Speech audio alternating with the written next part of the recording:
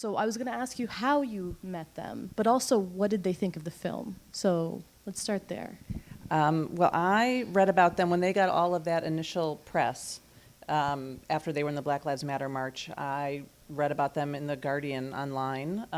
Crazy coincidence, because then I ended up making a short film for The Guardian. So I reached out to them, and it took a while to actually connect with them. And I was thinking, what else should I say? Maybe not so good at selling myself. And a friend of mine said, did you tell them that you produce Whale Rider? And I'm like, no. And they're like, oh my God, it's the backstage pass. And I'm like, all right. So, and what I found out was that I was not the only one reaching out to them, not necessarily about a film, but they were so inundated for all of these new troops that, I didn't make it up to the queue in the email. So we finally spoke, and they were very interested in having their work documented. I mean, we had a big conversation about the fact that I am white, and is it appropriate for me to make this film, and not being a filmmaker of color, a woman of color. And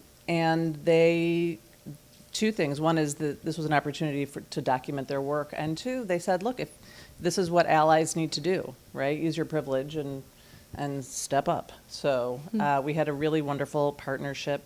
They loved the film. I mean, it was 3.5 years. It was supposed to be 1 year, and then it never happens that way. And there's some other people in the audience here who know that well.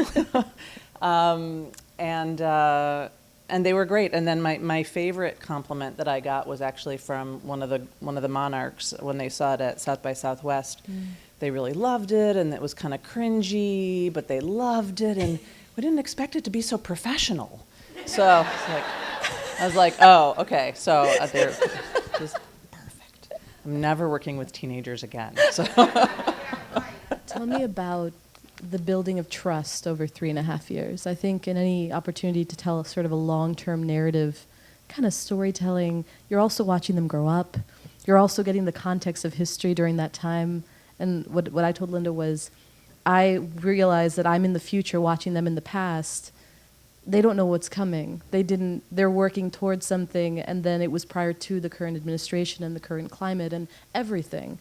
And there was, I think, a moment where a little girl said that she thought she could change the world, and she thought they made her believe she had the power to do anything, and I just thought, I want you to think that for the rest of your life. So what was that like, building trust with these young women? It was, it was really wonderful, and it was a privilege, and also I'm a mom, too, so the idea of, that I have a daughter their age, that, I could kind of relate on that level. Yeah. And it also took a little bit because they had gotten that crazy negative, horrible press. So, on the one hand, it was quick in terms of time, but there were a few sessions together where it was like, who are you and what's really happening here?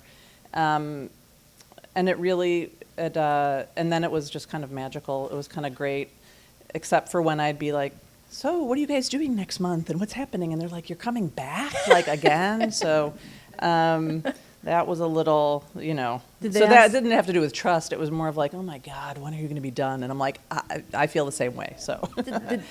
Were you ever asked if you were the mainstream media?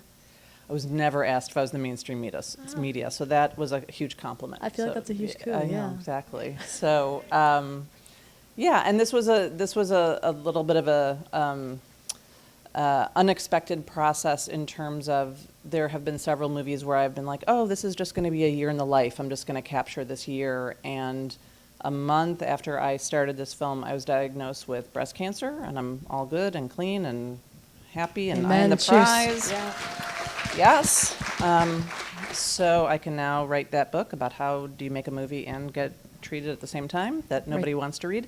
But I didn't get to do the thing that I normally do, which is embed more deeply with characters and with the people and get to know them and be in that way. So it was a little bit, aside from just in life being a little confusing, it became this whole other process of what is this film now going to be, and then it ultimately kind of presented itself of, oh, it's the beginning till the end of their first troop, and that was organic, and it had to do with what was going on in the world too. So it that kind of worked out.